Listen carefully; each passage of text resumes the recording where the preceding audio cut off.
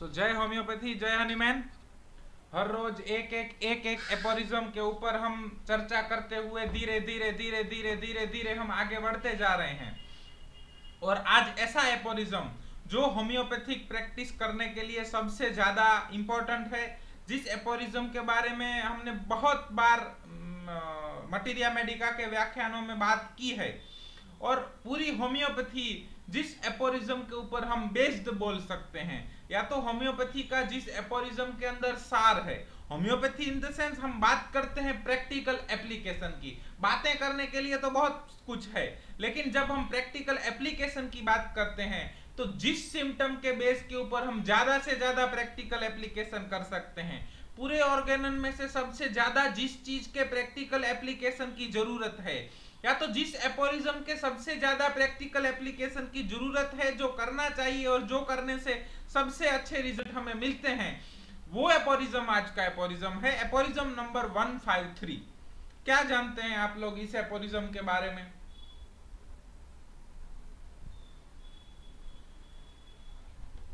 Hahnemann ने हमें बताया कि there is a specific remedy ना।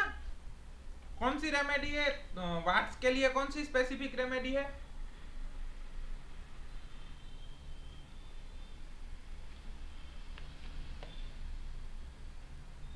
कौन सी है भाई? Yes, very good. कोई नहीं। कॉन्स के लिए? Yes, very good. कोई नहीं। किसी डिसीज के लिए कोई रेमेडी स्पेसिफिक नहीं होती है। हाँ, उस डिसीज के पर्टिकुलर केस के लिए कोई भी रेमेडी स्पेसिफिक रेमेडी हो सकती है। और कौन सी रेमेडी स्पेसिफिक रेमेडी होगी? तो जो रेमेडी वो टोटालिटी ऑफ सिम्टम कवर करेगी। जो पेशेंट के दौरान टोटालिटी ऑफ सिम्टम है, वैसे ही सिम्टम ड्रग प्रूविंग के दौरान जिस मेडिसिन ने दिए हैं, वो medicine specific medicine for that case of that disease है। बात क्लियर हुई?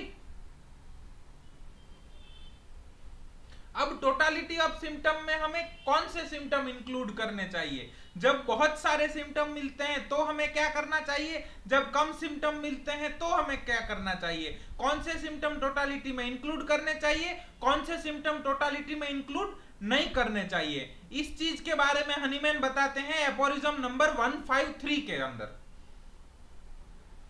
तो हर व्याख्यान की शुरुआत हम करते हैं किसी एक अच्छे श्लोक के साथ, और आज का दोहा, जिन खोजा तिन पाइया गहरे पानी पैठ, मैं बपूरा बुडन डरा रह किनारे बैठ। अर्थात जो प्रयत्न करते हैं वो कुछ न कुछ पा ही लेते हैं। जैसे कोई मेहनत करने वाला गोताखोर गहरे पानी में जाता है और कुछ लेकर आता है, लेकिन कुछ बेचारे लोग ऐसे भी होते हैं जो डूबने के भय से किनारे पर ही बैठे रह जाते हैं और कुछ नहीं कर पाते हैं। इस चीज में हमें कवि क्या कहना चाहते हैं कि बातें मत कीजिए, प्रैक्टिकल एप्लीकेशन कीजिए। होम्योपैथी में हम इसका उल्टा ही करते हैं। होम्योपैथी में जहां भी आप देखेंगे बातें और थियरियां, मैंने इस तरीके से पेशेंट ट्रीट किया, हमने फलानी मेडिसिन दी, हमने ढीकनी मेडिसिन दी, वो रेयर मेडिसिन दी, वो मेडिसिन दी जो प्रूव नहीं हुई है, हमने ये किया, हमने इस फलाने रोग का केस ट्रीट किया, हमने ढीकड़े रोग का केस ट्रीट किया। अरे भाई, कोई रोग के बारे में हनीमैन तो कहते हैं they are only expression of the diseased vital force. वो तो एक्सप्रेशन बदलता जाएगा, हमें रोग के नाम से मतलब ही क्या है? और दवाइयां उतनी ही यूज करो जितनी प्रैक्टिकली प्रूव हुई हैं, उतने ही इंडिकेशन लो जितने प्रूव हुए हैं, और वो करके देखो। अगर आप गहरे पानी में जाओगे ना तो ही मोती पाओगे। मोती नहीं तो कुछ ना कुछ मिलेगा। सिर्फ बाहर बैठकर बातें करने से कुछ नहीं मिलेगा। हम ज्यादातर होम्योपैथ क्या करते हैं? बाहर बैठकर बातें करते रहते हैं और फिर कहते हैं कुछ नहीं मिला, कुछ नहीं मिला, कुछ नहीं मिला। नहीं मिलेगा। क्यों? क्योंकि काम करना मांगता है, गहरे पानी में उतरना मांगता है। अगर हम गहरे पानी में उतर के काम करेंगे, हम जितना भी आता है, हमें ऐसी जरूरी नहीं है कि 5000 दवाइयां आनी चाहिए। 5 दवाइयां क्यों ना आती हो, लेकिन गहरे पानी में उतर के काम तो कीजिए। आप 5 फुट नीचे तो उतरिए, सिर्फ किनारे के ऊपर क्यों बैठे हैं? हम ये कहते हैं कि जिसको 500 दवाइयां आती हैं लेकिन जो प्रिस्क्रिप्शन नहीं करता है, उससे वो बंदा अच्छा है जिसको 5 दवाइयां आती है लेकिन प्रिस्क्रिप्शन करता है। बात क्लियर हो रही है? ऐसा बंदा है जो ऑर्गेनन के ऊपर बहुत सारे व्याख्यान दे सकता है लेकिन एक भी पेशेंट ट्रीट नहीं करता। उससे ज्यादा ऐसा व्यक्ति है जिसको ऑर्गेनन के बारे में कुछ नहीं पता है लेकिन वो पेशेंट ट्रीट कर रहा है। बात क्लियर हो रही है? भेजे में घुस रही है? प्रयत्न करना है, हमें प्रयत्न करना है। आपको जितना भी आता है उससे प्रयत्न करना है। दिक्कत क्या होती है कि हमारे बच्चे क्या सोचते हैं, और नया सीखूं, मैं और ज्यादा सीखूं, और ज्यादा बातें सुन के आ जाऊं, और ज्यादा बातें सुनूंगा तो मुझे ज्यादा आ जाएगा। आप ज्यादा जान सकते हैं, ज्यादा सीख नहीं सकते। अगर आप स्विमिंग के ऊपर पूरी किताब पढ़ेंगे तो आप स्विमिंग के बारे में जान पाएंगे, तैरना सीख नहीं पाएंगे। बात क्लियर हो रही है? स्विमिंग के आप जितने ज्यादा व्याख्यान भरेंगे तो आप स्विमिंग के बारे में जानेंगे, स्विमिंग करना सीख नहीं पाएंगे। अगर आपको स्विमिंग करना सीखना है तो आपको स्विमिंग पूल में उतरना पड़ेगा। उसी तरीके से अगर होम्योपैथी सीखना है तो आपको होम्योपैथी के लिए पेशेंट ट्रीट करने पड़ेंगे। और स्विमिंग का भी सबका अपना अपना अलग अलग टेक्निक होता है ना। कोई सीधा तैरते हैं, कोई उल्टा तैरते हैं, कोई पैरों से तैरेंगे, कोई हाथों से तैरेंगे, कोई कैसे तैरेंगे। जिसको जैसे तैरना है वो तैरे, सबकी अपनी अपनी टेक्निक है। हम इसमें कुछ नहीं कर सकते कि कोई तैराक बहुत अच्छा तैर रहा है, जो सीधा तैर रहे हैं ना वही सच्चे स्विमर है, उल्टा तैर रहे हैं वो सच्चे स्विमर नहीं है। ऐसा नहीं होता है, सबका अपना अपना नेचुरल टेक्निक होता है। उसी तरीके से होम्योपैथी में भी प्रिस्क्राइब करने के लिए सबका अपना अपना टेक्निक होता है। कोई माइंड को लेके प्रिस्क्राइब करते हैं, कोई फिजिकल जनरल्स को लेके प्रिस्क्राइब करते हैं, कोई फिजिकल पर्टिकुलर्स को लेके प्रिस्क्राइब करते हैं, लेकिन सब लोग पिक्यूलियर क्वेर रेयर सिम्टम पे ही प्रिस्क्राइब करते हैं। तो सबकी स्विमिंग ही है, लेकिन हम किनारे पे बैठ के जज करते रहते हैं ना कि फलाना कर रहा है वो सच्चा होम्योपैथी है, ढिकना कर रहा है वो अच्छा होम्योपैथी नहीं है। वो सर वो तो सिर्फ हॉट एंड चिली करते हैं, वो तो सब हमें मालूम है, वो तो हमें आ गया है, बस मालूम है तो आगे नहीं सीख पाएंगे। स्विमिंग करना है, स्विमिंग करने में क्या है, वो मनोज भाई है ना, वो तो बस सिर्फ पानी में कूदते हैं और हाथ पैर हिलाते रहते हैं। स्विमिंग में क्या है, वो तो मुझे भी मालूम है कि पानी में कूदना है और हाथ पैर हिलाना है। मालूम चल रहा है? बात क्लियर हो रही है? हमें सिर्फ जानकारी है स्विमिंग के बारे में, फील्ड में उतरिए तो सही, देखिए तो सही, लेकिन नहीं, हम सिर्फ किनारे पे बैठेंगे और बातें ही करेंगे और कुछ नहीं पाएंगे। जो लोग सिर्फ किनारे पे बैठ के बातें करते रहते हैं वो कुछ नहीं कर पाते हैं। एक बंदा था, वो स्विमिंग पूल के बाहर हर रोज बैठा रहता था। कोई उल्टा तैरता था उसको देखता था, ये बहुत अच्छा तैर रहा है। कोई सीधा तैरता था उसको देखता था, ओ ये तो सिर्फ हाथ पांव हिला रहा है।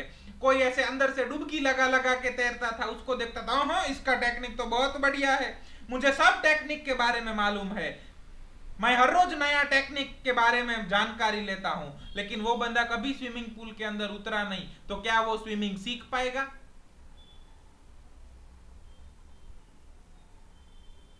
नहीं सीख पाएगा। उसी तरीके से हम अलग अलग लोगों के पास जाते हैं, अलग अलग टेक्निक के बारे में जानते हैं, लेकिन जब तक हम प्रैक्टिस नहीं करेंगे तब तक हमारा कुछ भी कल्याण होने वाला नहीं है। इतनी बात गुजर रही है अंदर? सबका अपना अपना टेक्निक है, उसमें कुछ नया नहीं है। जिसको जैसे मजा आया वो वैसा तैर रहा है। किसी को सीधे मजा आया तो सीधे तैरेगा, किसी को हाथ हिलाने से मजा आया तो वो हाथ हिला के तैरेगा, किसी को पैर के बल तैरना है तो वो पैर के बल तैरेगा, किसी को पानी के अंदर जाके तैरना है तो वो पानी के अंदर जाके तैरेगा, कोई किसी को पानी के ऊपर रह के तैरना है तो वो पानी के ऊपर रह के तैरेगा। इसका मतलब ये नहीं है कि हमको सबकी टेक्निक के बारे में जानकारी लें और बाहर बैठ के जज करें कि कौन कैसे तैर रहा है। हम कह रहे हैं कि हमें जैसा आता है वैसा हम तैर रहे हैं, आओ आप भी हमारे साथ पानी के अंदर आओ, हमें जैसा आता है वैसा आपको सिखाएंगे और आपको सपोर्ट देंगे ताकि आप भी अपनी टेक्निक से तैरना सीख जाओ। लेकिन नहीं, हर व्यक्ति को कुछ नई जानकारी चाहिए, कुछ नया सीखना होता है। 2 दिन आते हैं फिर नहीं, हमें सीधा नहीं तैरना है, हमें उल्टा तैरना है, जाएंगे किसी और को देखेंगे, नहीं हमें उल्टा नहीं तैरना है, हमें पानी के अंदर जाके तैरना है, किसी तीसरे के पास जाएंगे। अगर हमारी श्रद्धा एक जगह पे नहीं है तो हम कभी भी कुछ भी सीख नहीं पाने वाले हैं। उसके लिए भी हमें गुरु के समुद्र में डुबकी लगानी होती है, तैरना होता है ना, जजमेंट पास नहीं करना होता है। जिस तरीके से हम अगर बाहर बैठ के कौन किस तरीके से तैर रहा है उसका जजमेंट देते हैं, उससे अच्छा है कि जिसको जैसे आ रहा है वो वैसे तैर रहा है। बात क्लियर हो रही है? जो जैसे भी प्रैक्टिस कर रहा है, आपको सीखना है तो उनके पास जाइए, बैठिए और समर्पण के साथ बैठ के सीखिए, अन्यथा समय व्यर्थ का मत गवाइए। बोल दीजिए कि हमें नहीं सीखना है, हम सिर्फ स्विमिंग के बारे में जानकारी इकट्ठा करने आए हैं, हमें नहीं सीखना है, हम सिर्फ होम्योपैथी के बारे में जानकारी इकट्ठा करने आए, हम जजमेंट लेने आए हैं, आई डेवलप हो गया है हमारा। सबसे ज्यादा यही दिक्कत है बच्चों के बारे में, एक जगह पे कहीं पे भी समर्पण नहीं रहता है। 2 दिन 3 दिन 4 दिन 5 दिन व्याख्यान देखेंगे, फिर जाके कहीं और जाके दूसरे व्याख्यान देखेंगे। हम आपको किसी का भी मना नहीं कर रहे हैं, लेकिन एक समर्पण भाव से अगर गुरुकुल के पास सरेंडर होते हैं तो शायद अच्छे से अच्छा प्रैक्टिस करना आप सीख सकते हैं। ऐसा हमारा दृढ़ विश्वास है, क्योंकि हम ऐसे ही सीखे हैं। और हमने पहले भी बताया था कि अक्सर भटक जाते हैं वो लोग जिनके खुदा ज्यादा होते हैं। समर्पण भाव से एक जगह हमें सीखना है, हमने प्रीवियस व्याख्यान के अंदर भी बताया था। लेकिन सबको ऐसा लगता है कि ये सब तो हम जानते हैं। आज भी हम आपको एपोरिज्म नंबर 153 बताएंगे, वो सब आप जानते ही हैं, हम कुछ नया नहीं बताने वाले हैं। लेकिन आपको बता रहे हैं कि आपको मालूम ही है कि अंदर जाके पानी में उतर के हाथ पैर हिलाना है तो तैर जाएंगे, तो वो आपको मालूम है, हम कुछ अलग चीज नहीं बताएंगे। लेकिन आप जब पानी में आएंगे ना, तब आपको मालूम चलेगा कि तैरना कितना कठिन है।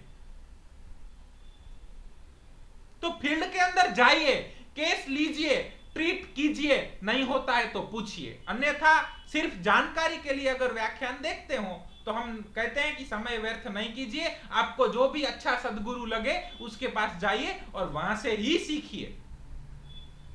अलग अलग श्रद्धा को डगमगाइए मत, एक ही जगह फर्म होनी चाहिए। क्लियर? बात समझ में आ रही है? आपको अगर श्रद्धा है कि गुरुकुल में से हमें कुछ सीखने को मिल सकता है तो आइए और डुबकी लगाइए, डूबने का भय छोड़ दीजिए। हमारे बहुत सारे भाई हैं, एडमिन्स हैं, जिन्होंने थोड़ा बहुत सब कुछ सीखा है, वो सब आपको पकड़ने के लिए बैठे हैं।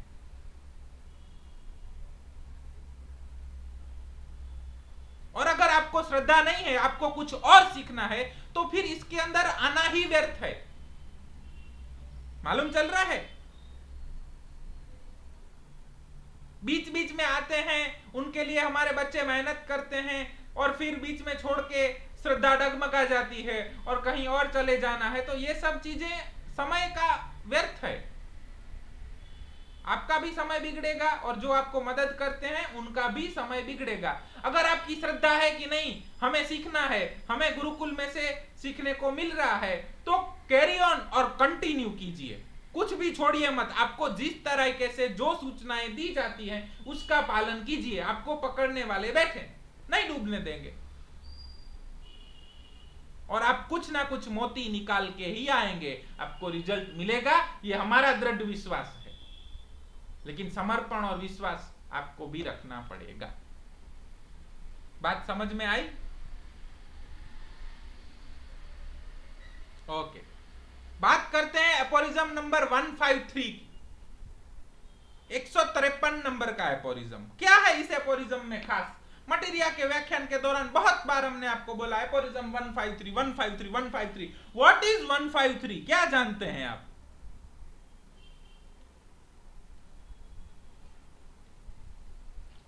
PQRS सिम्टम मतलब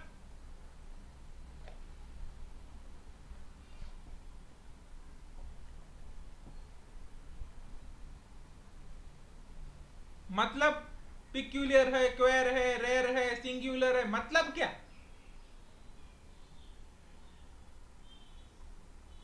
वेरी गुड, जो सामान्य से हटकर है, थोड़ा असामान्य है। तो हम अब देखते हैं मास्टर हनीमैन क्या कहना चाहते हैं हमें। इन this search for homeopathic specific remedy, अब हमने सीखा कि होम्योपैथिक स्पेसिफिक रेमेडी ढूंढनी है, लेकिन कैसे ढूंढनी है उसके लिए हनीमैन कहते हैं कि होम्योपैथिक स्पेसिफिक रेमेडी ढूंढने के लिए, दैट इज टू से in this comparison of the collective symptom of the natural disease with the list of the non medicine, हमें क्या करना है, collective symptom of the natural disease. और नेचुरल डिसीज के सिम्टम कैसे कलेक्ट होंगे हमारे पास, कैसे होंगे?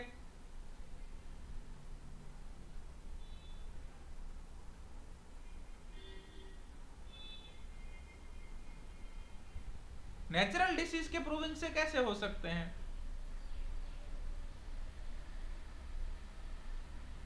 Drug, yes very good, case receiving से। ड्रग प्रूविंग से तो हमें आर्टिफिशियल ड्रग डिसीज के सिम्टम मिलेंगे ना, नेचुरल डिसीज के केस रिसीविंग से। सो हनीमैन हमें कहते हैं कि पहले हमें क्या करना है, केस रिसीविंग, पहले हमें पूरी की पूरी जानकारी ले लेनी है। और केस रिसीविंग कैसे किया जाता है उसके व्याख्यान पहले ही हो चुके हैं, अगर आप भूल गए हैं तो फिर से देखिए, नहीं भूले हैं तो भी फिर से देखिए, बहुत कुछ सीखने को मिलेगा।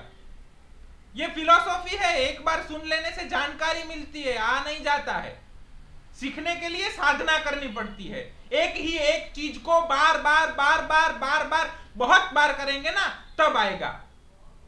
और कलयुग का यही खासियत है कि तुरंत शंका आ जाती है और हम छोड़ देते हैं, छोड़ देंगे तो नहीं सीख पाएंगे, it is waste of time. एक मंत्र है, लेकिन उस मंत्र को अगर लाखों बार करोड़ों बार जपा जाए ना तब जाके वो मंत्र सिद्ध होता है। एक बहुत अच्छा स्टोरी था, हमने शायद पहले भी आपको बताया है कि एक बालक थे, शिष्य थे, वो अपने गुरु के पास गए और गुरु को उन्होंने बोला कि गुरुजी मुझे कुछ ऐसा मंत्र बताएं, ऐसा मंत्र बताएं जो आज तक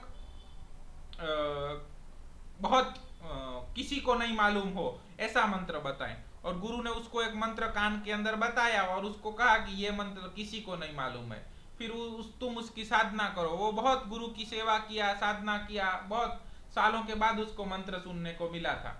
फिर वो जैसे ही बाहर गया तो सब लोग ओम ओम ओम ओम बोल रहे थे, तो उसने बोला कि ये मंत्र तो सबको मालूम है, तो मेरे गुरु ने मुझे मूर्ख बनाया, उन्होंने मुझे ऐसा मंत्र दिया कि जो सबको मालूम है।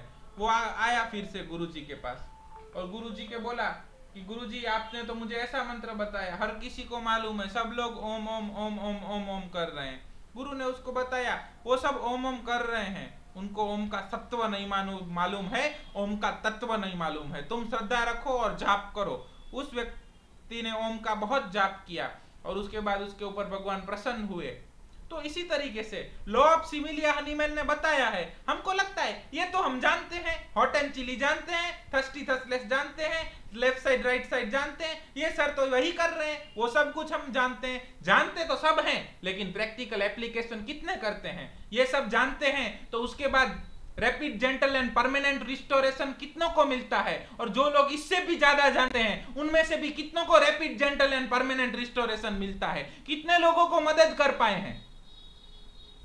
अट्रैक्ट हो जाना और अट्रैक्ट कर लेना अच्छी अच्छी बातों से एक बात है, और उस चीज की साधना करके उसको सिद्ध करना वो दूसरी बात है। हमें मास्टर हनीमैन ने, हमारे गुरु ने दिया है कि एपोरिज्म नंबर 153, बस इसके ऊपर साधना करो साधना करो साधना करो कि ये सिद्ध हो जाए। बहुत सारे मंत्रों की आवश्यकता नहीं होती है, गुरु मंत्र सिर्फ एक होता है और वो एक मंत्र ही सिद्ध हो जाए ना तो आप जो चाहें वो उस मंत्र से कर सकते हैं। बात क्लियर हो रही है? हम भागते फिर रहे हैं, जानकारी इकट्ठा कर रहे हैं, जानकारी, अरे पूरे के पूरे वेद पढ़ लीजिए, पुराण पढ़ लीजिए, उपनिषद पढ़ लीजिए, लेकिन अगर उसका प्रैक्टिकल एप्लीकेशन नहीं कर पाए तो कोई मतलब नहीं है। उसी तरीके से सबको सब कुछ मालूम है। आज साला जानकारियों का युग चल रहा है ना, everything is on finger tip, सब कुछ मालूम है, लेकिन उसका व्यवहार के अंदर सबको मालूम है ना, झूठ बोलना पाप है, मालूम है कि नहीं मालूम है? फिर भी हम लोग सच बोलते हैं क्या? हमें मालूम है लेकिन हम करते नहीं है। सबको मालूम है कि भ्रष्टाचार करना बुरा है, भ्रष्टाचार नहीं करना चाहिए, भ्रष्टाचार पाप है, लेकिन हम लोग ही क्या करते हैं? करते हैं ना भ्रष्टाचार। समझ में आ रही है बात? उसी तरीके से हम सबको मालूम है what is law of similia, what is law of minimum, what is specific remedy, what is aphorism number 153, लेकिन हमारा भी साला काम वही है। जैसे झूठ बोलना पाप है, हमें मालूम है कि झूठ नहीं बोलना चाहिए, फिर भी हम झूठ बोलते हैं। हमें मालूम है कि डिसीज के नाम के ऊपर से दवाई नहीं देनी चाहिए, लेकिन फिर भी हम करते हैं, तो वैसा ही है। क्यों?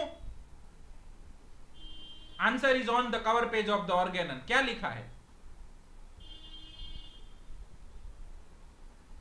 मतलब ऑडे सपेरे का मतलब क्या? डेयर टू बी वाइज मतलब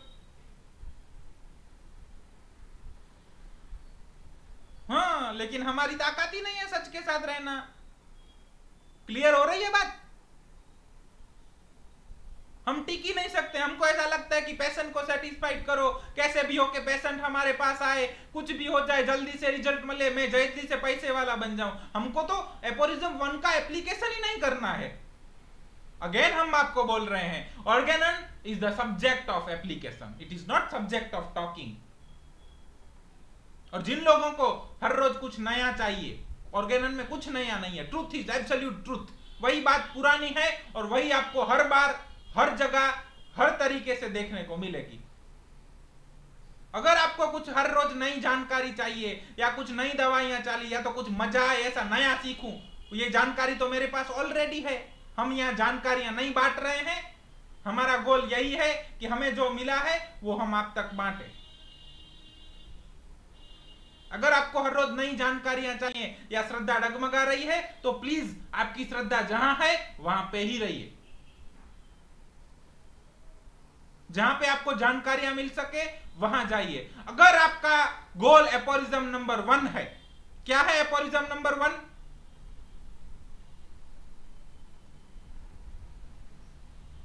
मिशन ऑफ फिजिशियन। क्या है मिशन ऑफ फिजिशियन?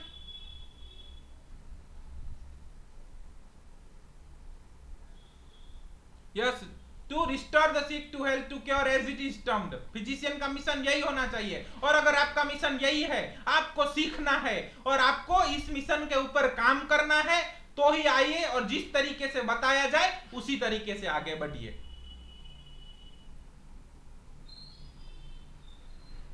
अस्थिर मन के जो व्यक्ति होते हैं वो ना ही किसी के साथ खुश होते हैं, ना ही एकांत में खुश होते हैं। क्योंकि किसी के साथ होते हैं तो उनको उसका तकलीफ रहता है और एकांत में होते हैं तो उनको एकांत का तकलीफ होता है। तो अस्थिर मत रहिए, स्थिर बनिए। Homeopathy is about personal development.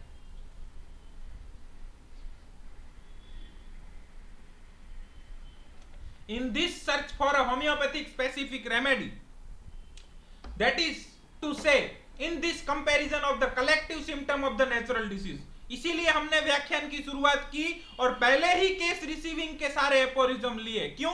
क्योंकि ताकि आप सिम्टम कलेक्ट कर पाओ। किसके सिम्टम? नेचुरल डिसीज के। तो पहला हमारा टारगेट क्या है?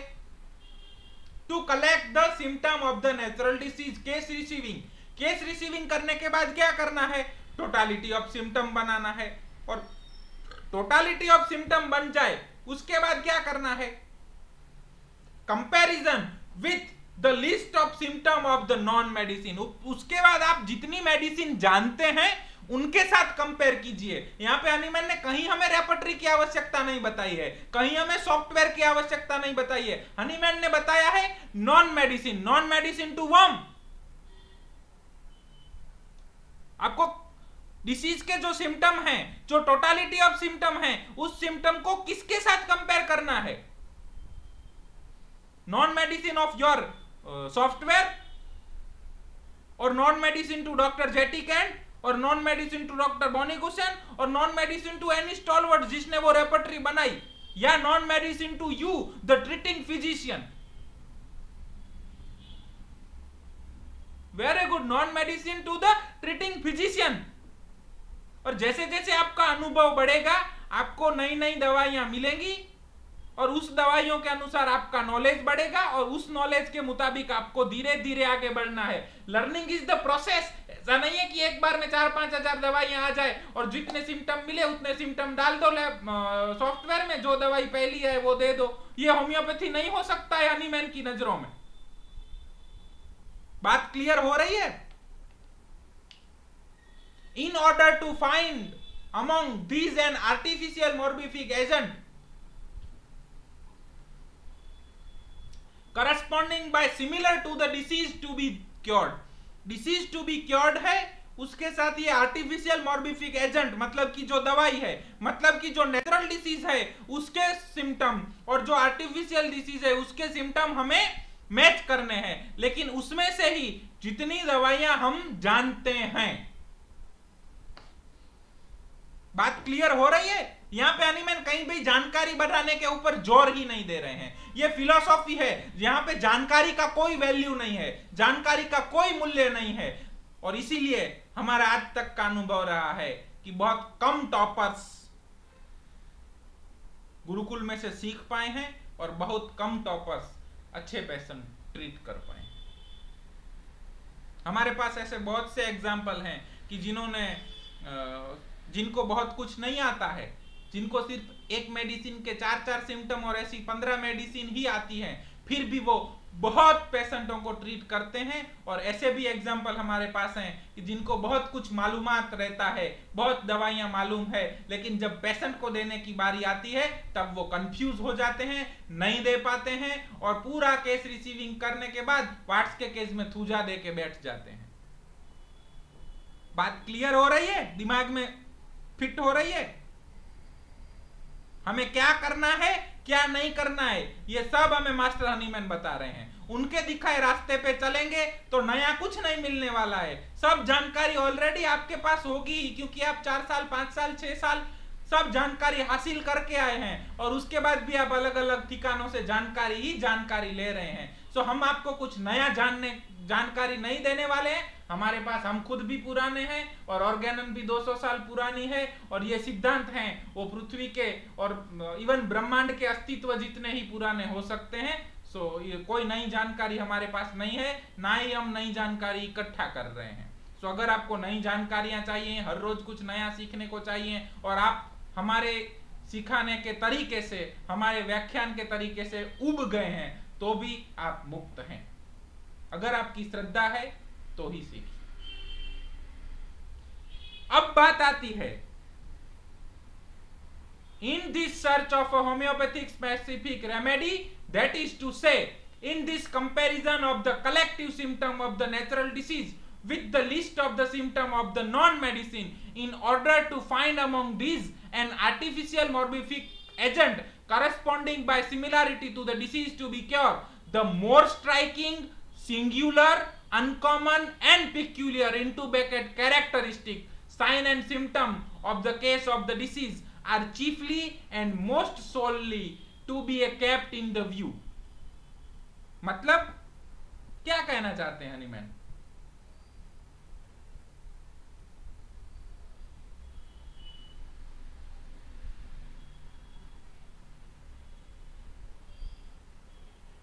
क्या कहना चाहते हैं?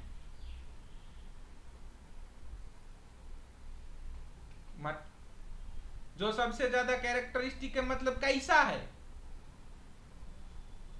असामान्य मतलब कैसा, यूनिक मतलब कैसा। आप सब जानकारियां दे रहे हैं, एक ही वर्ड के अलग अलग सिमिलर वर्ड्स बता रहे हैं।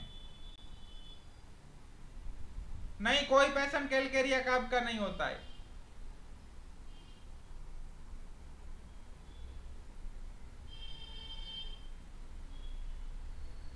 Very good, very good, very good. अगर कोई आदमी है और उसको बहुत ज्यादा पर्स्पिरेशन हो रहा है तो it is a characteristic symptom. Very good.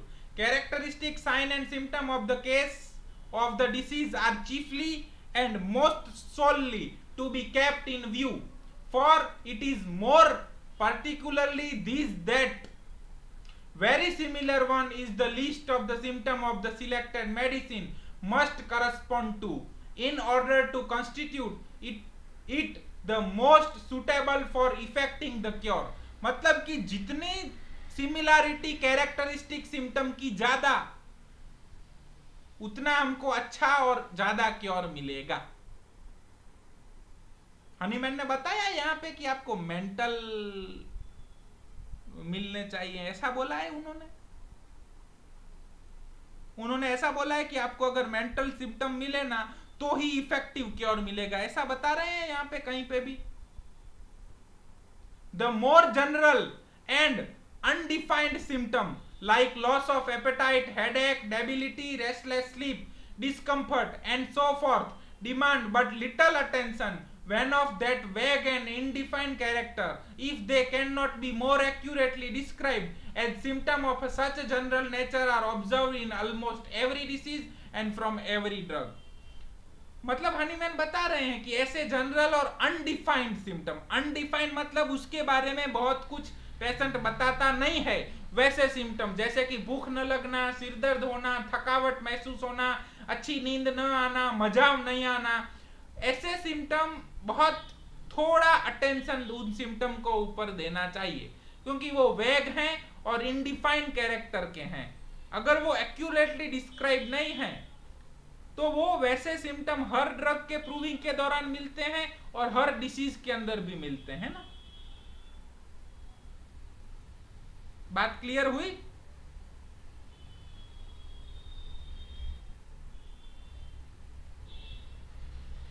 जैसे कोई पेशेंट आता है और बोलता है कि डॉक्टर साहब मुझे बहुत थकान महसूस हो रही है, मजा नहीं आ रहा है, भूख नहीं लग रही है, तो ऐसे सिम्टम हैं। वो आपको कफ से फीवर से लेके कैंसर तक आप जितने भी डिसीज जानते हैं उन सब में देखने को मिल सकते हैं।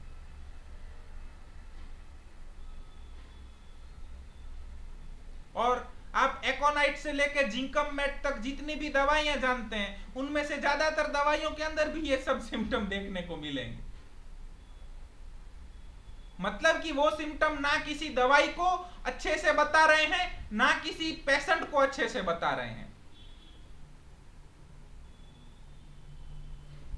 मालूम चल रहा है? मैं आपको कहूं कि ये लेटर लीजिए और एक आदमी को देना है, उसको दे दीजिए, तो आप वो लेटर किसे देंगे?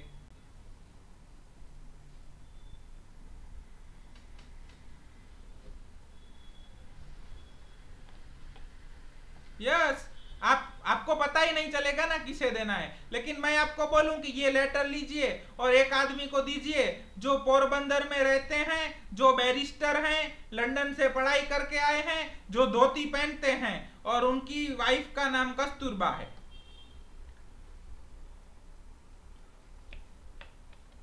मालूम चला?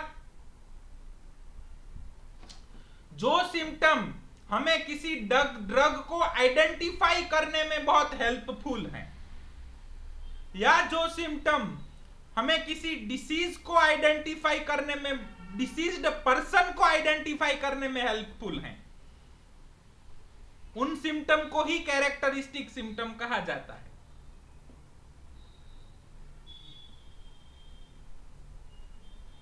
आपके पास कोई पेशेंट आता है, बोलता है डॉक्टर साहब मुझे बहुत बुखार है, बस बुखार है, तो वो बुखार हमारे लिए कितना इंपॉर्टेंट है? कौन सी दवाई देंगे उस बुखार के लिए?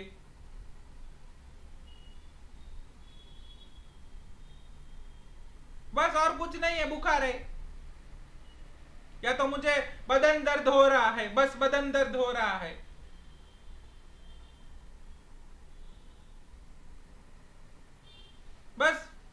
बस आज से ही शुरू हुआ, बस बुखार आता है। मालूम चल रहा है? ऐसे सिम्टम जो ज्यादातर मरीजों में पाए जाते हैं, ज्यादातर रोगियों में पाए जाते हैं और ऑलमोस्ट हर दवाई में भी पाए जाते हैं प्रूविंग के दौरान। मालूम चल रहा है?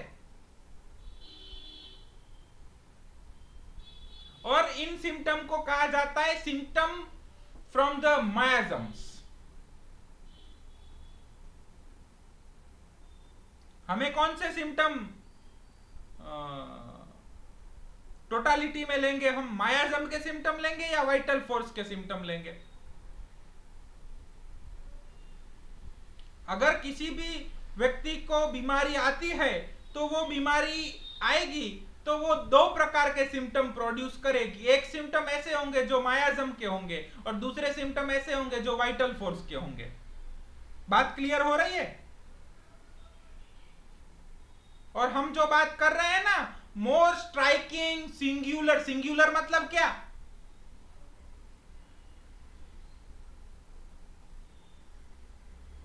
सिंगुलर मतलब किसी एक में ही मिलना। बात क्लियर हो रही है? आपके पास 100 मरीज हैं, 100 मरीजों को बुखार आ रहा है, ठीक है? तो बुखार इज कॉमन ना। तो बुखार किसका सिम्टम है? वाइटल फोर्स का है कि मायाजम का है? वेरी गुड, मायाजम का है। उन सबको बदन दर्द हो रहा है, वे वाइटल फोर्स का है कि मायाजम का है?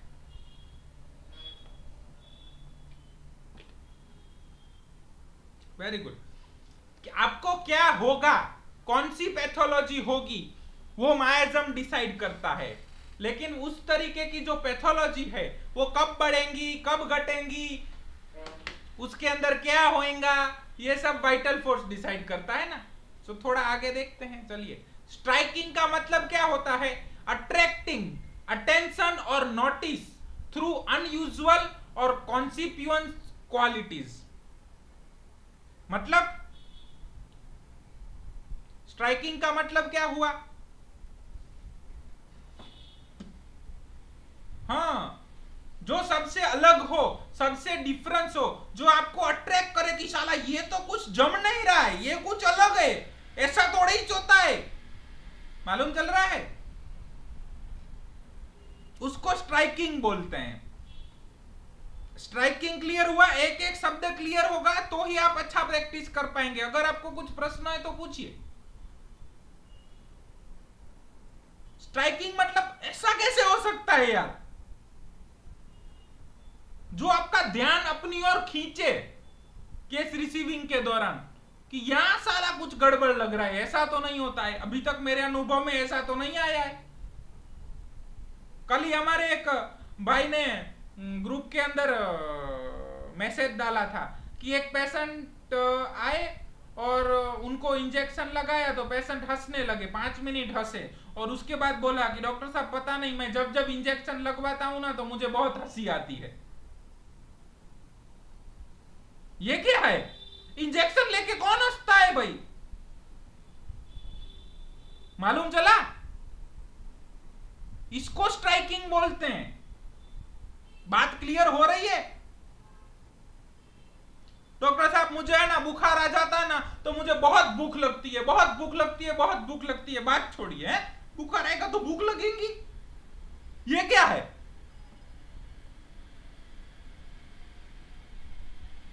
डॉक्टर साहब मेरे को महावारी आती है ना तो इतना दर्द होता है, इतना दर्द होता है जैसे डिलीवरी होने वाली हो, ये क्या है?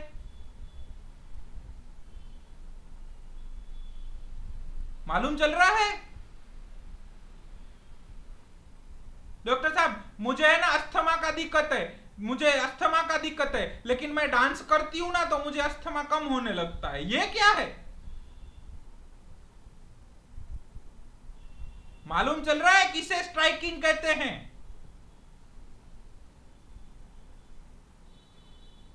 क्लियर हो रही है बात? डॉक्टर साहब मुझे जॉइंट पेन है लेकिन मैं दौड़ता हूं ना तो पेन कम हो जाता है, हैं? दौड़ने से पेन कम होएगा, ये क्या है? स्ट्राइकिंग है ना?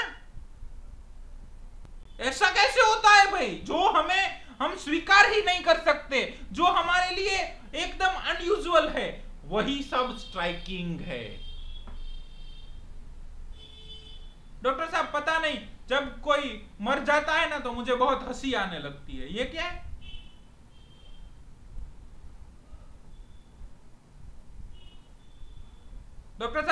मुझे है ना मुंह में छाले हो गए हैं, लेकिन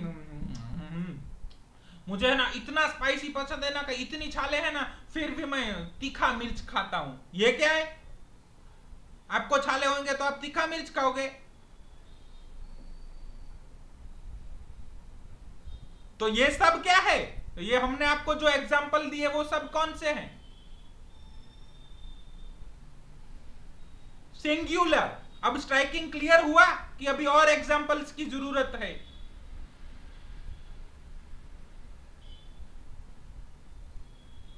स्ट्राइकिंग क्लियर हुआ?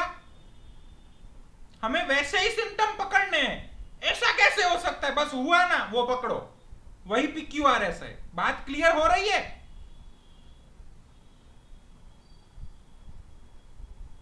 Singular, relating to the separate person और थिंग, इंडिविजुअल।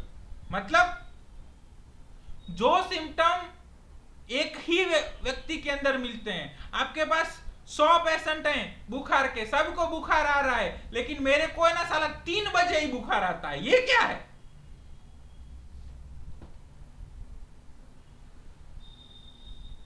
क्लियर हो रहा है?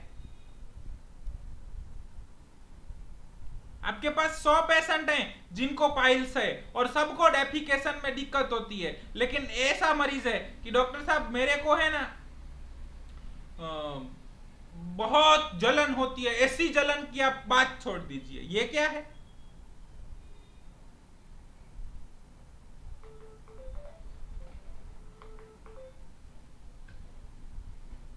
ये क्या है?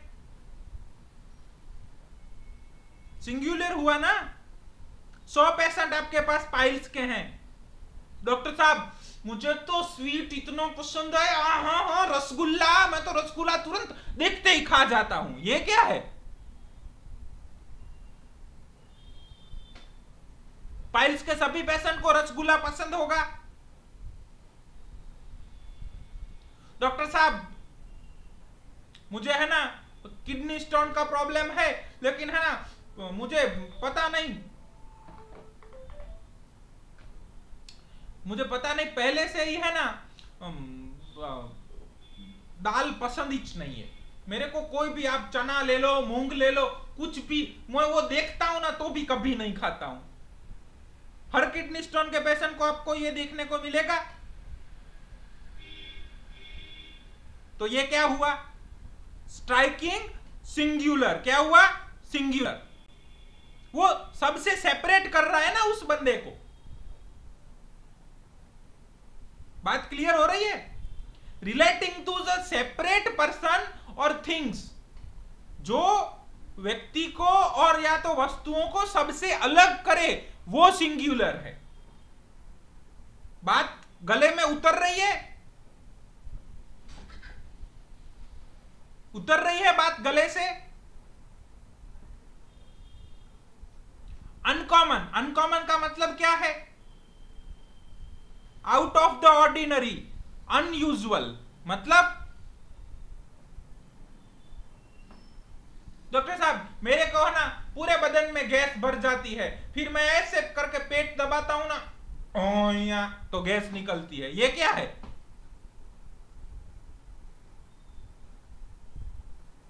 क्या है ये? अनकॉमन हुआ ना? है कि नहीं है? हमने आपको पहले भी होमवर्क दिया था कि कॉमन अनकॉमन, कॉमन अनकॉमन, जितने भी केस लो उन केस में सिर्फ कॉमन अनकॉमन अलग करो। उन अनकॉमन में से फिर हम देखेंगे कि कौन से हमें लेने। कॉमन तो लेने ही नहीं। डॉक्टर साहब मुझे पाइल्स है, मैं स्पाइसी खा लेता हूं तो मुझे बर्निंग होती है। इज इट कॉमन और अनकॉमन? जवाब तो दीजिए। कॉमन ना?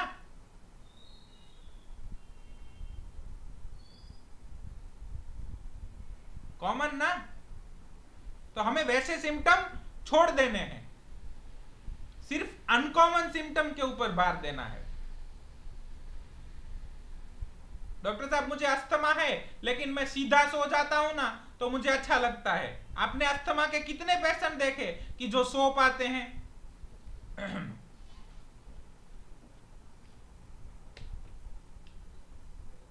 अस्थमा के अंदर यूजुअली पेशेंट सो नहीं पाता है, उसको बैठ जाना पड़ता है, तो इट इज अनकॉमन। मालूम चल रही है बात?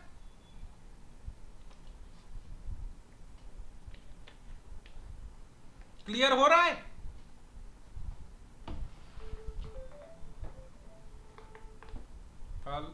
शुरू रखिएगा। हेलो सैनी, અત્યારે હું લેક્ચરમાં છું, તમને થોડી વાર પછી કરું, થોડી વાર પછી કરું, હું લેક્ચરમાં છું, હું લેક્ચરમાં છું ભાઈ, થોડી વાર પછી કરું।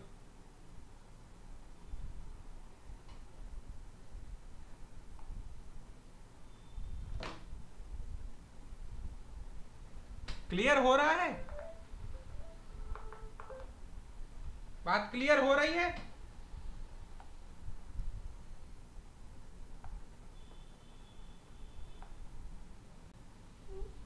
हाँ या ना तो बोलिए।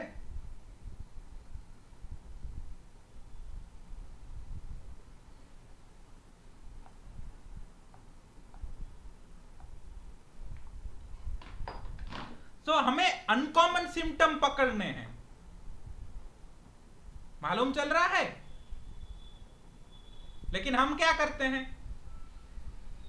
कोई हमारे पास मरीज आया, उसको कौन हुआ तो कौन सी दवाई देनी है?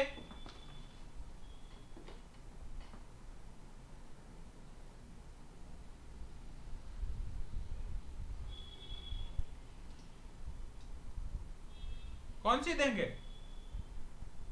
पाइल्स का मरीज आया तो कौन सी देंगे दवाई?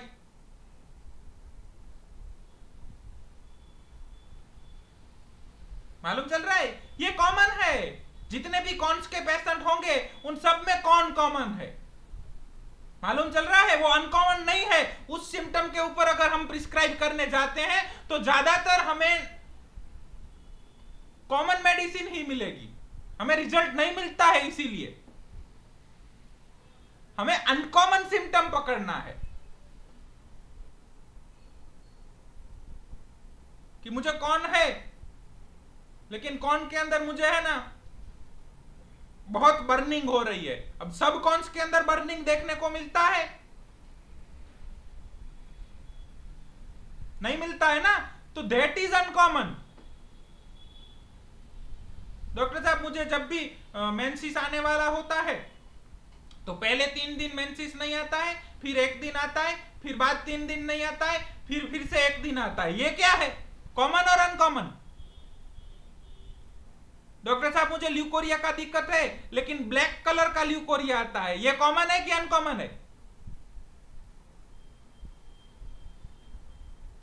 बात क्लियर हो रही है?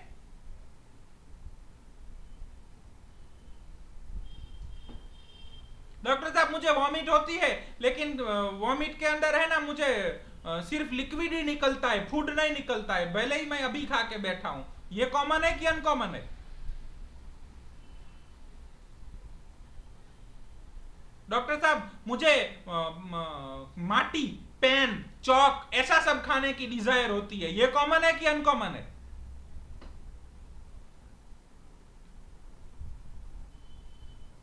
डॉक्टर साहब मुझे जितनी भी तकलीफें हुई है ना वो सब राइट साइड बॉडी में ही हुई है, ये कॉमन है कि अनकॉमन है?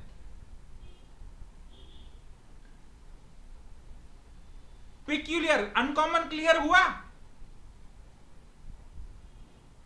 पिक्यूलियर, पिक्यूलियर मतलब अनयूजुअल एंड स्ट्रेंज, मतलब जो स्ट्राइकिंग है, जो अनकॉमन है, जो सिंगुलर है, वही पिक्यूलियर है।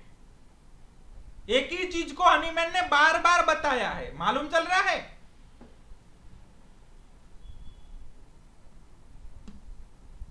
क्लियर हो रहा है? तो हमें कैसे सिम्टम पकड़ने हैं? जो सिम्टम स्ट्राइकिंग हो, सिंगुलर हो, अनकॉमन हो और पिक्यूलियर हो, मतलब वैसा सिम्टम जो कुछ अलग हो। बात क्लियर हुई?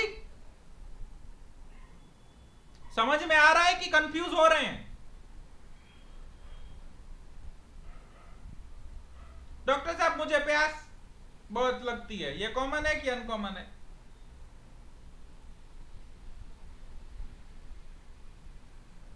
कॉमन है ना। डॉक्टर साहब मुझे बहुत प्यास लगती है लेकिन मेरे को ठंडा ही पानी मांगता है, ये कॉमन है कि अनकॉमन है? ये स्ट्राइकिंग हुआ ना, दूसरों से अलग कर रहा है, मालूम चल रहा है? डॉक्टर साहब मैं तो जैसे ही बर्फ देखता हूं ना तो खा जाता हूं, ये कॉमन है कि अनकॉमन है?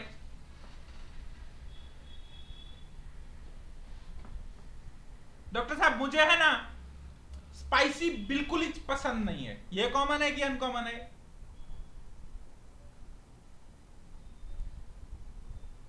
डॉक्टर साहब मैं जब जब भी दाल खाता हूं ना तो मेरे को पता नहीं पूरी बॉडी के ऊपर खुजान आने लगती है, ये कॉमन है कि अनकॉमन है? दाल खाने बाद सबको खुजान आती है। डॉक्टर साहब मेरे को जब जब भी खुजान आती है ना तो मैं बर्फ खा लेता हूं तो मेरे को खुजान मिट जाती है, ये कॉमन है कि अनकॉमन है? सबको बर्फ खाने से खुजान मिट जाती है? नहीं मिटती ना। तो हमने आपको बताया ये सब क्या थे?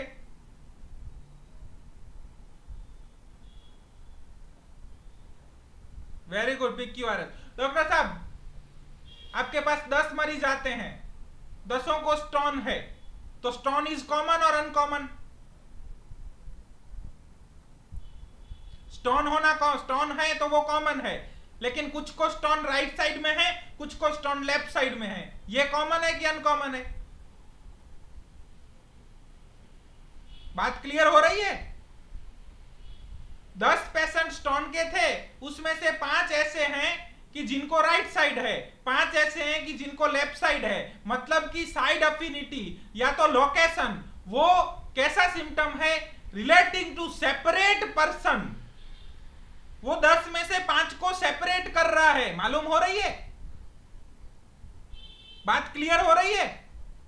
सिर्फ राइट साइड या लेफ्ट साइड मालूम होने से आप सीधी 50% को सेपरेट कर रहे हैं, मतलब it is a singular uncommon symptom, it is a peculiar symptom. Clear हुआ कि नहीं हुआ?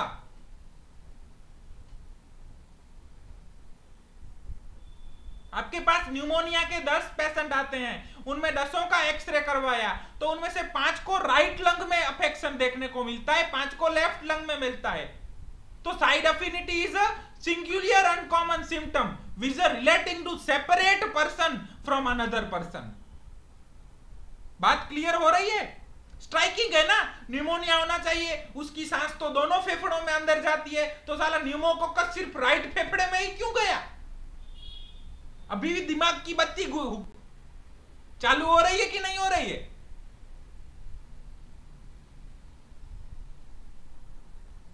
बात क्लियर हो रही है कि नहीं हो रही है? वो सांस लेता है, सांस अंदर जाती है तो वो लेफ्ट फेफड़े में भी जाएगी, राइट में भी जाएगी, तो न्यूमोकोकस तो दोनों फेफड़ों में गया होगा, तो कंसोलिडेशन सिर्फ राइट साइड ही क्यों डेवलप हुआ? क्यों हुआ?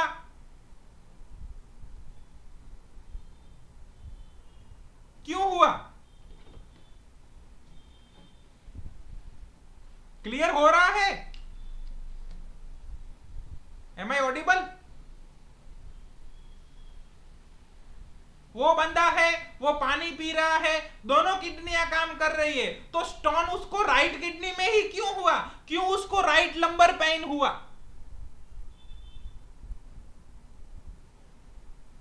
क्यों? क्योंकि उसके अंदर बैठा वाइटल फोर्स चाह रहा था कि आपको कुछ ऐसी चीज मिले जिससे आप उसको सेपरेट कर पाए, मालूम हो रहा है? स्टोन होना it is common, it is expression of मायाजम, लेकिन वो राइट साइड ही होना या राइट साइड ज्यादा होना, it is a individual characteristic symptom. दिमाग की बत्ती जली कि नहीं जली?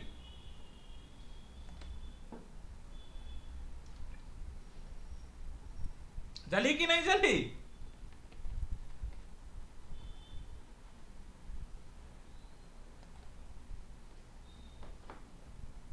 दूसरे लोग कितने? 10-12 लोग ज्वाइन हैं, कोई तो रिप्लाई कीजिए। समझ में आ रहा है कि ऊपर से जा रहा है?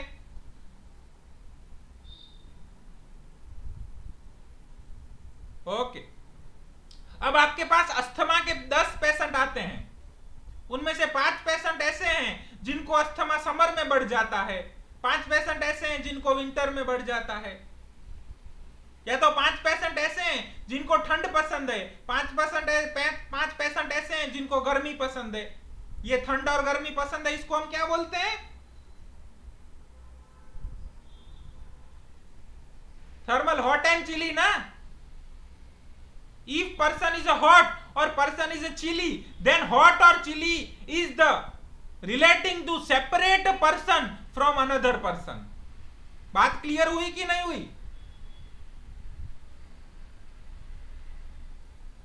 क्लियर हो रहा है?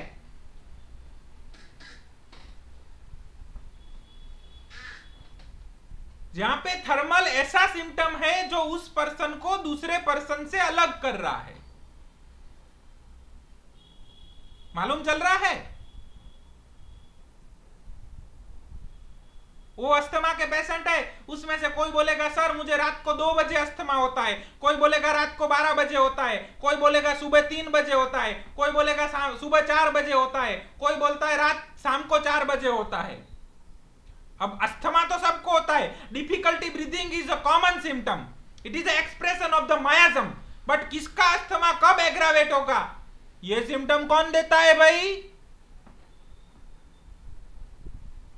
वाइटल फोर्स देता है ना। तो ये क्या बोला हमने, सुबह 3 बजे और शाम को 4 बजे, ये सब क्या है? It is a time modality. मालूम चल रहा है? यानी time modality is the relating to separate a person from thing. 10 में से 10 अस्थमा के पेशेंट थे, उसमें से 5 ऐसे थे जिनको ठंड में गर्मी में तकलीफ बढ़ जाती थी, उसमें से 2 पेशेंट ऐसे हैं जिनको शाम को 4 बजे अस्थमा होता है। मतलब कि आपको अब सिर्फ 2 में से एक ही मेडिसिन के ऊपर आना है। बात क्लियर हो रही है? मोडालिटी अनकॉमन पिक्यूलियर सिम्टम है। बात क्लियर हुई कि नहीं हुई? समझ आया कि नहीं आया? आया ना तो कहिए तो हम आगे बढ़े।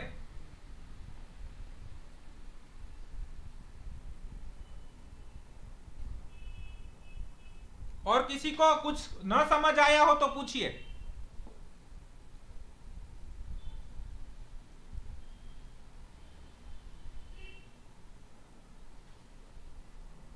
पहला हमें striking singular uncommon peculiar symptom मिला, लोकेशन, यानी कि साइड अफिनिटी। अगर आप लोकेशन को जनरलाइज करेंगे तो साइड अफिनिटी मिलेगा। दूसरा आपको striking singular uncommon peculiar symptom मिला, मोडालिटी। इतनी 2 चीजें क्लियर हुई?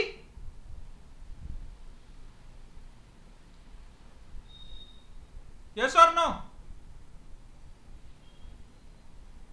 ठीक है। अब आपके पास मरीज आता है, डॉक्टर साहब मुझे ल्यूकोरिया की तकलीफ है और ल्यूकोरिया काला आ रहा है, ये क्या हुआ?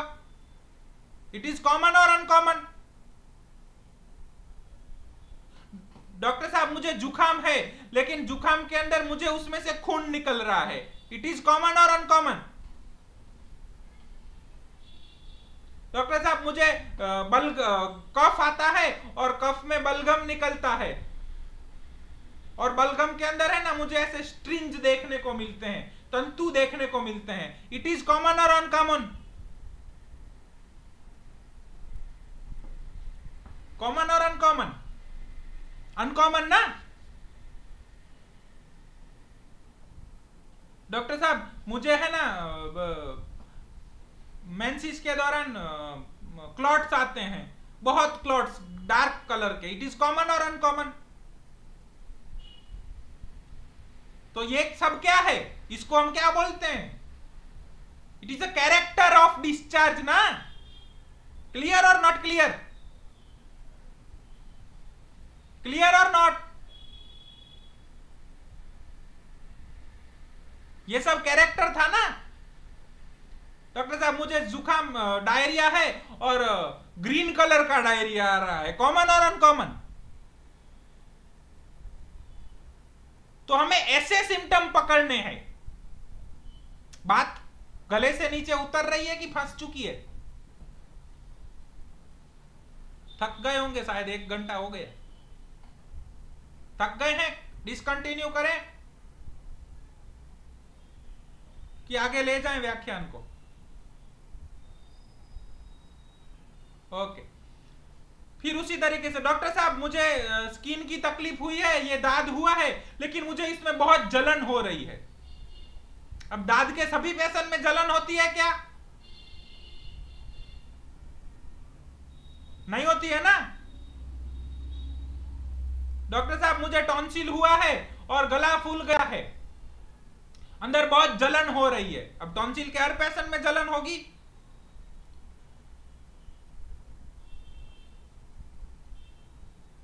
डॉक्टर साहब मुझे जुकाम है और जुकाम के अंदर मुझे है ना सिर दर्द हो रहा है और ऐसे लग रहा है जैसे कोई मेरे को हथौड़े से सिर में मार रहा हो, ऐसा दर्द होता है। हर सिर दर्द के पेशेंट को ऐसा ही लगेगा कि कोई हथौड़े से मार रहा है?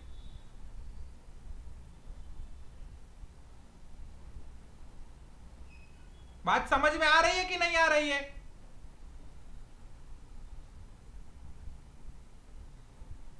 बात वही है, हम आपको कुछ नई जानकारी नहीं दे सकते। वो जो हनीमैन लिख के गए हैं वही। सो ये सब क्या है? बर्निंग। बर्निंग को क्या बोलते हैं? लोकेशन है बर्निंग।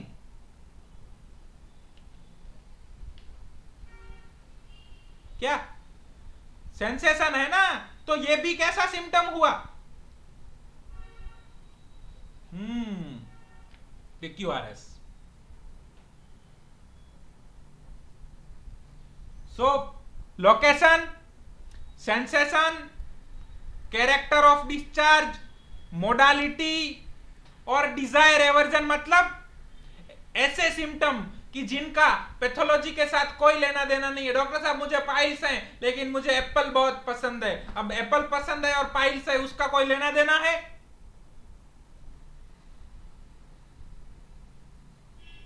तो जो डिजायर एवर्जन है ये सब striking, singular, uncommon and peculiar symptom हैं। समझ में आ रही है बात? और अब आप गुरुकुल के प्रोटोकॉल उठा के देख लीजिए कि आप किन सिम्टम के ऊपर प्रिस्क्राइब कर रहे हैं। Location, sensation, concomitant and modality. Side affinity, अगर आप थर्मल को जनरलाइज करते हैं तो आपको साइड अफिनिटी मिलेगा। मोडालिटी, आप कॉमन मोडालिटी को जनरलाइज करेंगे तो थर्मल मोडालिटी और स्लीप पोजीशन मिलता है। अगर टाइम मोडालिटी मिलता है तो हम उसको भी इंक्लूड करते हैं।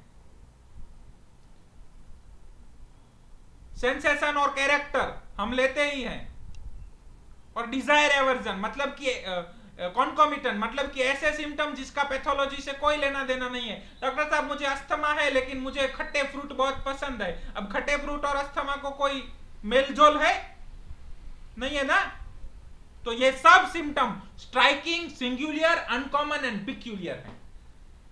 ये सब सिम्टम ऐसे हैं, लाइक जो चश्मा पहनता है, जो ऐसे हैं जो पोरबंदर में रहते हैं, जो लंदन से बैरिस्टर हुए हैं और जिनके पिता का नाम करमचंद गांधी है, जिनकी वाइफ का नाम कस्तूरबा है।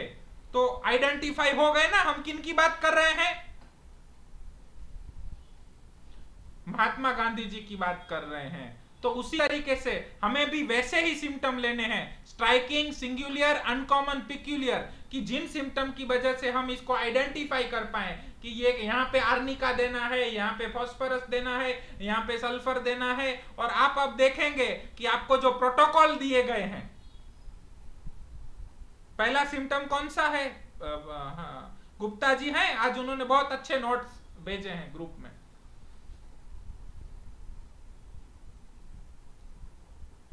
सो हॉट पेशेंट है,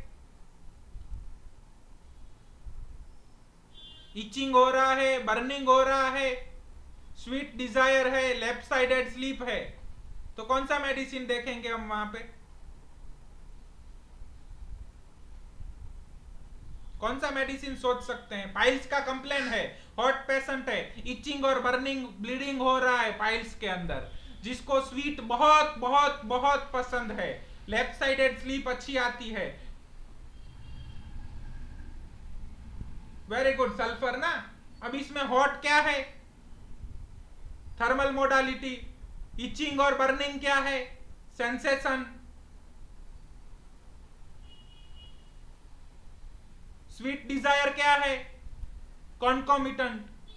सो हनीमैन ने जिन सिम्टम को स्ट्राइकिंग, सिंगुलर, अनकॉमन और पिक्यूलियर बताया, उन्हीं सिम्टम को बॉनी गुसेन ने देखा कि कौन से ऐसे सिम्टम हैं जो सब केस में हमें स्ट्राइकिंग, सिंगुलर, अनकॉमन और पिक्यूलियर मिलते हैं। तो उनको मालूमात हुआ कि लोकेशन, सेंसेशन, कॉन्कोमिटेंट और मोडालिटी, ये सिम्टम वो हमें हर केस के अंदर स्ट्राइकिंग, सिंगुलर, अनकॉमन और पिक्यूलियर मिलते हैं, और इसीलिए उन्होंने कंप्लीट सिम्टम दिया।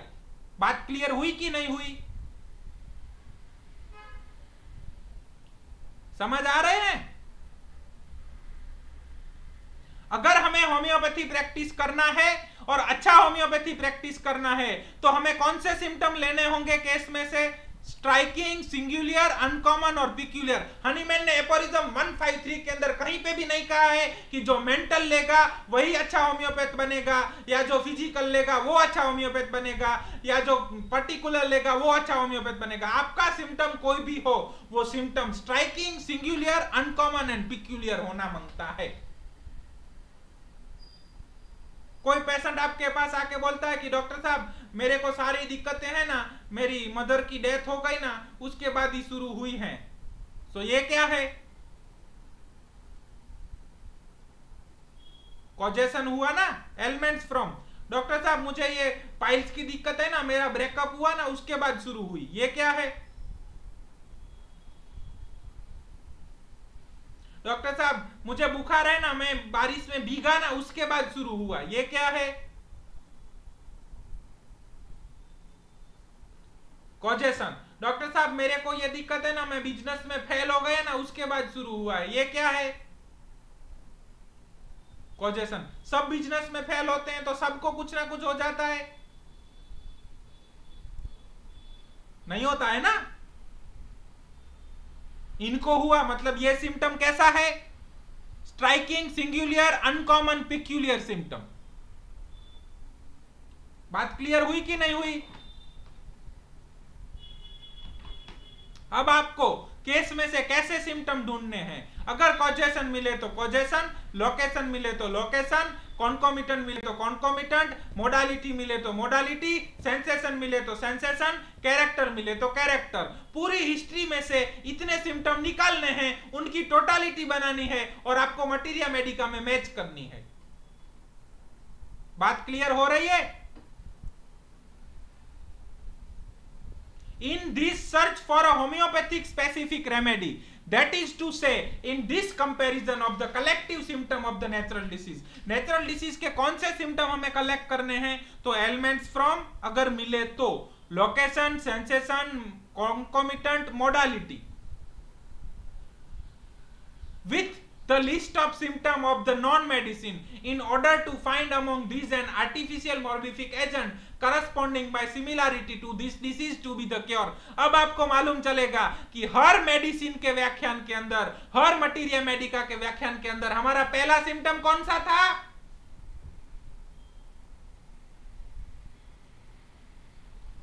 दूसरा सिम्टम, तीसरा सिम्टम थर्स्ट, साइड अफिनिटी और characteristic symptom, character of the discharge और सेंसेशन। मालूम हो रहा है उस ढंग से क्यों आपको मटीरिया मेडिका सिखा रहे थे या पढ़ा रहे थे? क्लियर हो रहा है कि नहीं हो रहा है?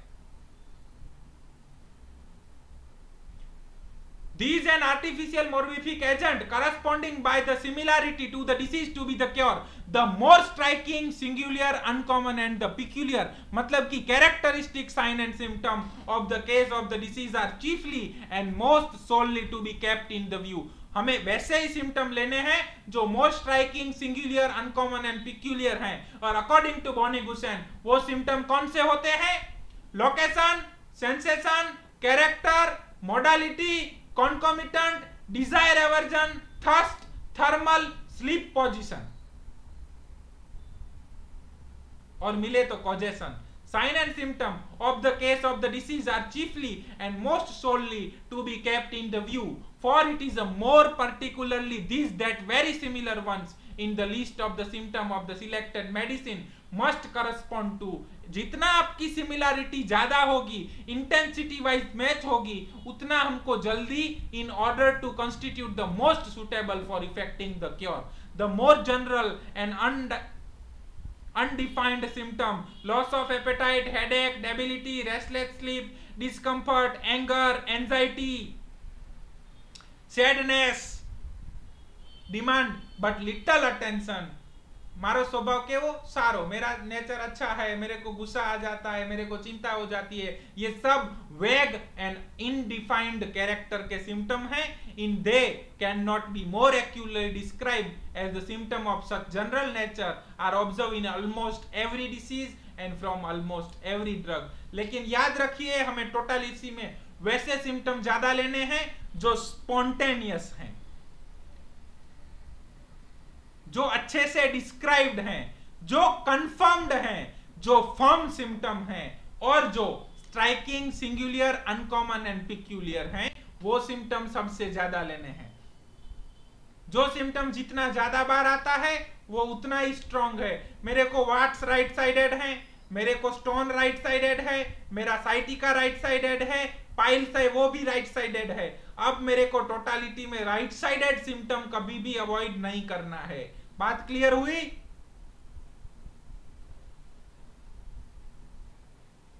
वीकनेस इज कॉमन, लेकिन जब वो वीकनेस हद से ज्यादा बढ़ जाएगी तो इट इज अगेन अनकॉमन। ये सिम्टम हमें काल के मुताबिक, देश के मुताबिक, स्थान के मुताबिक, पर्सन के मुताबिक, उस पूरी सिचुएशन के मुताबिक जज करके उसको मार्क करना है कि वो PQRS है कि नहीं है। अगर ओल्ड एज का पेशेंट है, उसका पूरा डेवलपमेंट ऐसे हुआ है कि जहां उसको खाने को भी नहीं मिलता था और उसमें उसको मिलता है कि मुझे खाना बहुत पसंद है, तो वहां पे हम उसको कॉमन लेंगे। लेकिन ऐसा पेशेंट है जिसको बहुत खाने को मिलता है, जो मांगे वो मिलता है, फिर भी वो कहेगा कि नहीं मेरे को खाना बहुत पसंद है, तो यहाँ पे हम उसको गवर्नमेंट लेंगे, खाउद्रो। बात क्लियर हो रही है? हर सिम्टम को पूरे केस के मुताबिक डिफाइन करना है। बहुत सारे केसेस के अंदर हम आपको बोलेंगे कि राइट साइडेड लेके लाइकोपोडियम दिया, और बहुत सारे केसेस के अंदर उस राइट साइडेड को निकाल के प्रिस्क्रिप्शन किया जाएगा। अब आप प्रैक्टिकल पार्ट ऑफ गुरुकुल में एंटर हो रहे हैं, सो वो जब जब आएगा तब तब आपको सिखाएंगे। लेकिन वैसे ही सिम्टम लेने हैं जो स्पॉन्टेनियस हो, क्लियर हो, वेरीफाइड हो और PQRS मतलब की कैरेक्टरिस्टिक हो। चाहे वो 3, 4 या 5 सिम्टम क्यों ना हो, बाकी के पूरी हिस्ट्री को छोड़ के उन 5 सिम्टम को हमें मैच करना है और हमें मेडिसिन देनी है। सो ये था एपोरिज्म नंबर 153। होप आपको कुछ सीखने को मिला होगा। जय होम्योपैथी। अगर आपको कुछ प्रश्न है तो पूछिए। कुछ नई जानकारी हम नहीं दे पाएंगे, सॉरी। आपका शायद 1 घंटा वेस्ट हुआ होगा।